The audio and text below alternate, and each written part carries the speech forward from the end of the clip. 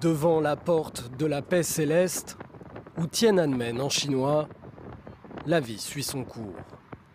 Ce dimanche 4 juin, rien n'indique que sur cette place, 34 ans plus tôt, des milliers d'étudiants chinois qui réclamaient plus de démocratie et de justice sociale se sont fait tirer dessus par l'armée.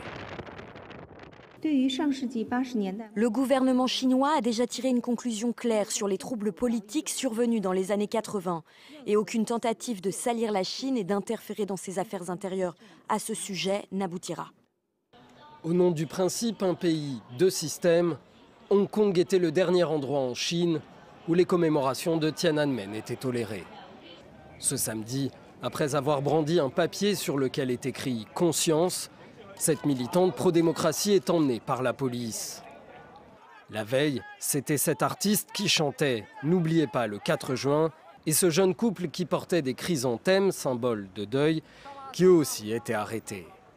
La place Victoria de Hong Kong, où se tenaient tous les ans les commémorations de Tiananmen, est occupée cette année par une foire consacrée à la cuisine traditionnelle chinoise. Je pense que c'est très bien car dans le passé, cet endroit était occupé par d'autres. Mais maintenant, nous l'avons repris. Cela illustre la prospérité de notre pays et de Hong Kong.